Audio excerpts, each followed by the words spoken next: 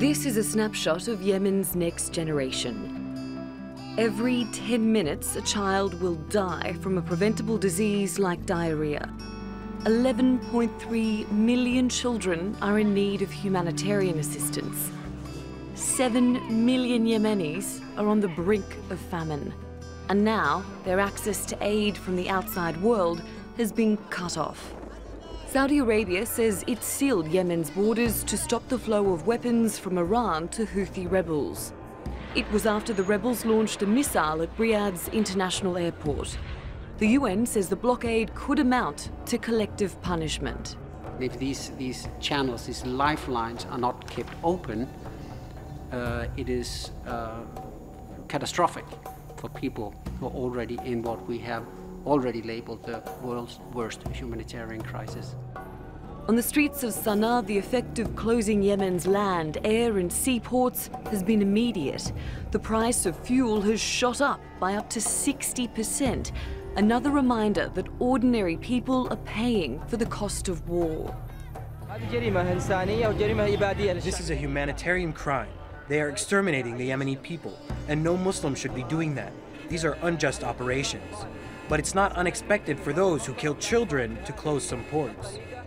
For more than 2 years, Iranian-supported Houthi rebels have been fighting against government forces backed by a Saudi-led coalition. Both sides have been accused of blocking aid and targeting civilians.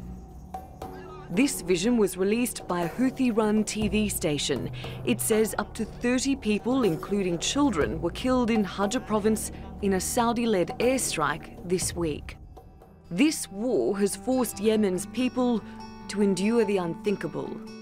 Teenager Saida Ahmed Baghili became one of the faces of the ongoing humanitarian crisis. Last year, she was suffering from acute malnutrition, weighing 11 kilograms. Now, thanks to medical aid, she weighs 36 kilograms. Saida is slowly recovering. But will her country be able to do the same if Saudi Arabia continues to cut off a lifeline to outside help? Natalie Pohanen, The Newsmakers. Well, to discuss this, I'm joined in the studio by Dr. Najib Saeed Ghanem. He's Yemen's former health minister and a member of Al-Islah, an opposition party. Also with us is Kawkab Al-Thaibani. She was a communication specialist at the UN Development Programme. And in Riyadh, we have Saudi political analyst Ahmed Al-Ibrahim. I thank you all for joining us on The Newsmakers. Ahmed, let me begin with you. The Houthis fired that rocket. It went, very close to the airport in Riyadh. That's really bad. It's wrong. And I'm glad it was intercepted. But should all Yemenis have to suffer as a result of this now because of the blockade? That cliche is really overdue, my friend. I think Saudi Arabia has been trying to restore and have unified Yemen. The war is not definitely against the Yemeni people. The war is for the Yemeni people. Remember, we have 3 million Yemenis living among us. We have Yemenis around us. We have Yemenis everywhere. They share our beliefs. They share our culture. They share our habits. And we are all integrated that we are trying to bring one Yemen. Firing this Balkan 1400 to arrive to Riyadh, and it was smuggled in July by Iran to the Houthis, that's a big sign. That's not a joke, right, to be honest with you. It's not a joke. We share borders. We and as I said again, we cannot be like thousands of miles and we start talking about that. Okay, and I'm going to repeat it again. That was wrong, right? It was bad. It was an act of war. My question again, I'm not using a cliche here. Saudi Arabia has closed all land and air and seaports. So I'm asking you, what responsibility to the people, what responsibility do the people who are not going to receive aid, such as the aid from the Red Cross, have for that rocket that was fired by the Houthis? What's their responsibility? What's their crime? What have they committed? It's not a crime. Again, you said half of the sentence and you left the other half alone. It is, we closed all the borders, we closed all the ports. However, if there is any humanitarian ships planes, name it, anything that contributes to the Yemeni people, they can apply, and the coalition, they gave the procedures on how to do it. And their ships has been granted access, providing that we know where it's coming from, we know what's on the ship, we know where it's heading to. But saying a statement that we're doing a blockade without saying what is the solution the coalition gave, that is wrong. Okay, so we are doing before so I bring much good for just the very, Yemeni. very, you very should briefly. rephrase your question and say what the Houthis have done to the Yemeni people. Okay, very how very they are briefly. All the medical supplies. You say medical supplies will come in provided they go through a particular test. So my question then is, did the Red Cross fail the test? Because they say vital medical supplies that are used to treat cholera and get people better and prevent them from gaining cholera, those vital supplies were stopped. The Red Cross, so did the Red Cross fail the test? Is the Red Cross in bed with the Houthis? What's going on?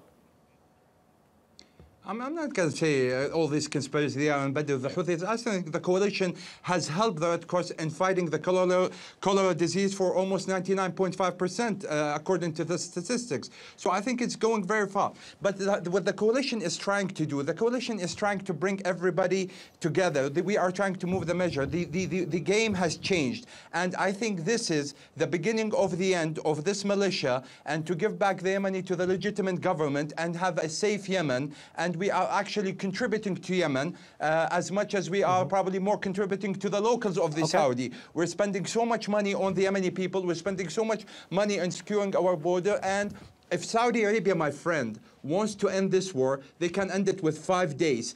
But Saudi Arabia, every day with the coalition parties that involved, they meet on roundtable meeting, discuss civilians' issues before they fire one bullet into Yemen. Because if it's up to Saudi Arabia and they don't care about the people, this is how it's been marketed overseas, you know, Saudi Arabia could have ended in 5 days. But I want to bring in the others here. Yet 10,000 people have still been killed, more than 3 million displaced, and the UN saying more than 80% of Yemen's 28 million people are in need of some form of emergency aid. With all of that in mind, Najib Ghanem, as a former health minister, the fact that 500,000 children under the age of 5 are severely malnourished, at least 2,135 people have died of cholera in the past 6 months. With all of that in mind, is a blockade the right way to go right now? Thanks for inviting us. Really, to be honest, really, I agree to a large extent what Mr. Ahmed has said in Riyadh. You have just to remind us about the cause of this scenario. All this agony people are facing, the main reason is the coup. So we have to address the main issue we are now facing. To be honest, King Salman Center in Riyadh have done so many huge efforts, and huge money have been really spent in drugs, in food, and all these things. Most of these have been stolen and resold in the black market by the militias. And about this blockade, yes, I admit that we are not happy to see our people are suffering. They are now suffering much. But is it worth it? Really, maybe we cannot just put all these questions as such, but I mean, no, I agree, it's not worth it. But really, to be honest, from the allies and from the, I mean, Arab allies and Saudi and all those loyal forces with them, really, they have done so many efforts in favor of strengthening the legitimacy, facing the coup, and also helping people in Yemen. I can't imagine if there is... But they're not helping right now. There's a blockade. All those stats I've given you show you the terrible humanitarian situation. I'm saying, fine, the Houthis are wrong for firing rockets. They're wrong for a coup. They're wrong. They will be held to account for their crimes. But my question is a blockade the right thing to do when so many people are starving and dying of cholera right now in the country? I can assure you that for the food and also for the drugs, it's as an open gate for them to reach. If you go now to Sana'a, you will see there is food and also there is some drugs are there in so many places. I mean, so it's not a complete blockade.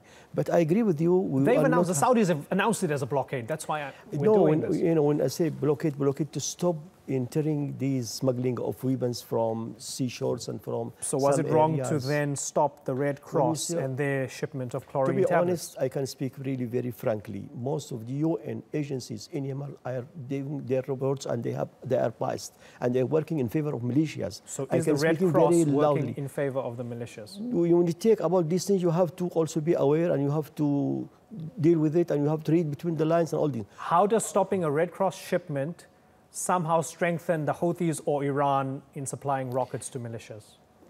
They have used this Hudaydah shipport to smuggling weapons beside the foods and all these international aids. Most of the international aids coming from Saudi, coming from Riyadh, and they have been stolen and resold in the black market, and they just ignore about people are dying, people are suffering. So I'm going to pose that to the Red Cross, and we're going to try and get them on with you. You're in Istanbul, as far as I understand, so we're going to try and do this and follow up on this, because this is an extraordinary claim. Kaukab, you've heard Ahmed, you've heard Najib here. They see the root cause as the Houthis and the Iranians, and they feel that whatever needs to be done needs to get done as soon as possible to end this war. Is that how you see it? If it's going to be ended, it should be ended by now. It has been 3 years now. And if you're going to do this, it's collective punishment. Because if you impose this blockade on all people, you know who are going to suffer. Now the warlords are operating in full force and the prices get doubled. So people are suffering on the ground. And let's say if they are able to end it in 5 days, and we know how many casualties have happened from the wrong strikes, what happened, there are no intention to end this war by the coalition. We understand their concern, but actually they're not only defending Yemen, they're also defending themselves. We understand, but they also have to know and put in consideration the Yemeni needs. If they do this, they are executing the entire nation. Ahmed, Kaukab used the phrase collective punishment. What do you think? I think she's wrong. I think she needs to recollect, her facts and see what we can. First of all, Saudi Arabia would like to end the war yesterday rather than today. We cannot take innocent people get killed by the Houthis. We cannot take kids being pushed into mosques and schools and put Stinger's missiles or what have you on the roofs and start, trying to target the coalition planes in order to get it bombed. The mass murders that they do in the territory that Houthis or Abdullah Saleh say, all this is not acceptable for Saudi Arabia. Trust me, we have 3 projects in Saudi Arabia we would like to focus in. It's going to have an economic value to the whole world and to the whole region. We have a lot of things much more important than actually sustaining a war. Being in a war, this is our last option to be handed on. But if we have Iran on our border, we're not going to stay quiet, okay? And very soon, for you and for your audience, Beirut is going to be the first reclaimed capital of the Arab world from Iran to the side of the Arab League and to the GCC. So what we're trying to do with the GCC countries and with our allies in the United States is to cut the Iranian cancer to infiltrate into the GCC countries. We had enough with Iran.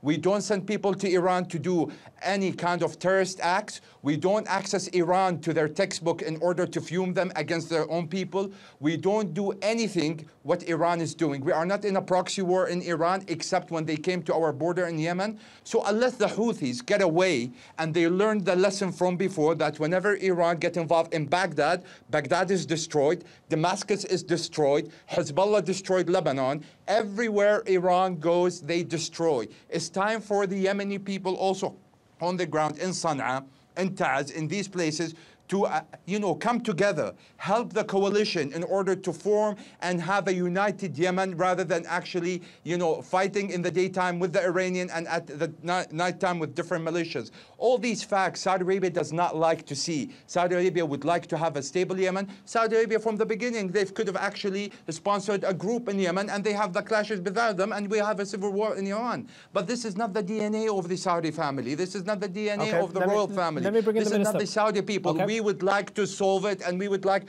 to get the cancer Iran from Yemen. Okay, Najib Ghanim, do you share the same view that this is actually Iran attacking Saudi Arabia and attacking the Yemeni people? Because a lot of people have said, well, this is overblown.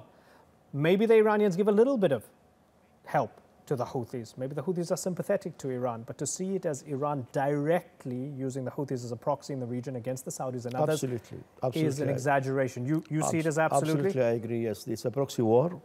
Houthis are working in favor of Iran. Iran has got their intention and their objective that is to put their hands on the, that vital sea lines, Bab-el-Mandab message, and also. But has there been any clear evidence of that? Because there hasn't. It's a clear-cut evidence about, for example, the Jihan shipment who has been the last missile is the biggest evidence. Have been captured by the legitimate government before the coup. It's Jihan 1 and Jihan 2, full of weapons, full of rockets, full of, all these horrible things. I mean, so it's a clear-cut. I mean, only some Iran have been killed by the airstrikes. I mean, inside Yemen. So many things. I mean, as I said, you have to revise and remind the viewers about the coup, about the real causes which we are now facing, and now we are come up with the outcomes of the coup, all these agony of these problems. So when I quote you the 10,000 people killed, because the vast majority of them you would accept killed mainly by coalition strikes, right? This is not me coming up with these figures.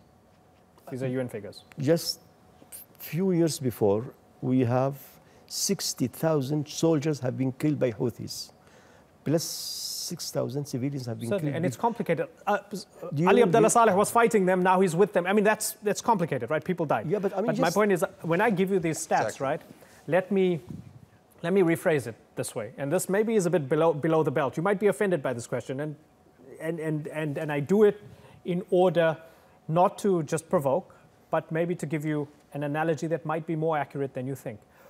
When there's a war in Gaza and 1,000 Palestinians are killed, and the Israelis say, we're sorry that 1,000 Palestinians are killed, but ultimately Hamas fired rockets at us first, and they are the cause of this.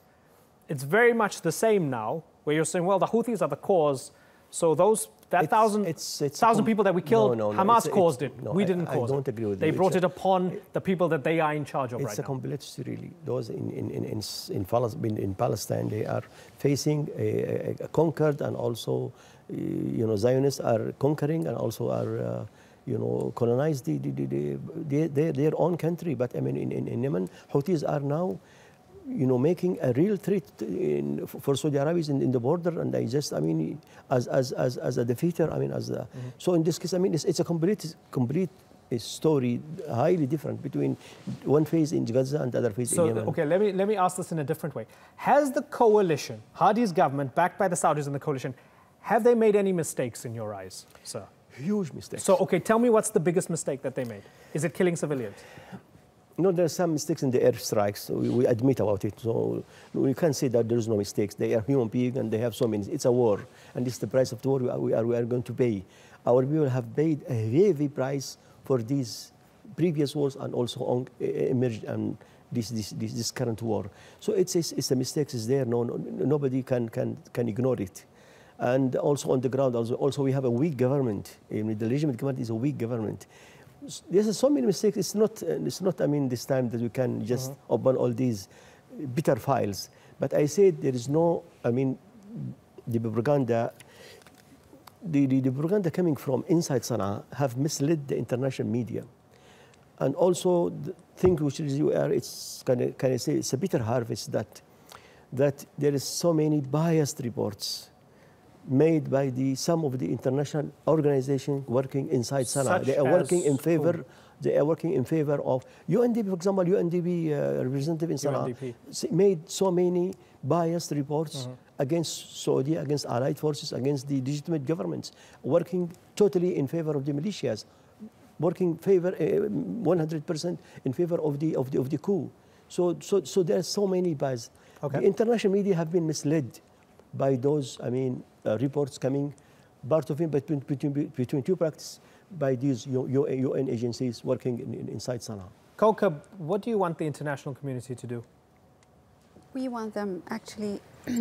I agree with the colleagues that it has been that Iran has mingling in Yemen. We understand that, and our problem is with the coup is that they have destructed the civil state that we are about to have the constitution, and we are about to have a civil state that we're going to. But unfortunately, the international community is currently the pattern is to have proxy wars, be it Syria, be it Yemen now, and they are not going to have the battlefield in their lands. So just we need them to understand that if Yemen is not stabilized, if Syria is not stabilized, if the other country is not stabilized, they will not be stabilized as well. Saudi Arabia have supported Houthi before the coup. They have supported the regime before, and now when the danger has knocked their doors, they start to understand. Unfortunately, after 3 years of the war, they have not finished what has been like it should be intended, and it's not now mistakes. The airstrikes are not. We cannot say it's mistakes. And when they say they want us to fight with them, actually they are. They haven't helped the Yemeni people and the Yemeni government to support the country. They said they spend money, but people are without salary in the organization, in the areas which are controlled by the Yemeni loyal armies. So if you want really to fight Iran, this is not the way to do it. You have to stabilize Yemen in order to do so. Who's going to stabilize Yemen? The international community. They have to. Led by whom? I mean, if for example, the United States is supporting the Saudi-led coalition, so and the UK. I mean, I've just reading today that the UK has actually upped its sort of arms aid to the Saudi-led coalition. So if they're supporting one side and they want one side to win, how are they going to ultimately stabilize the situation? It's a power game, actually, to be honest. I understand that the US and the international community have the power. They have the media platforms. They have everything. But they don't understand the real needs of the people in the Middle East. So if they continue as such, why the 2011 uprising have come. And if they think this is going to be the first one and the last one, they're wrong. It would continue. And unfortunately, the people are aspiring freedom, they're aspiring good life. And with the globalization era, it's hard to keep half of the globe is below development and the other are advanced. It will fire back against them at the end. The conflict will not continue, and they see the terrorist groups are flourishing. It's because they are breeding on these conflicts and on these injustices. I have to move on, but I think it's important that we had this conversation. Ahmed Al Ibrahim, Najib Ghanem, and Kaukab Al Thaibani, I thank you all for joining us on the Newsmakers.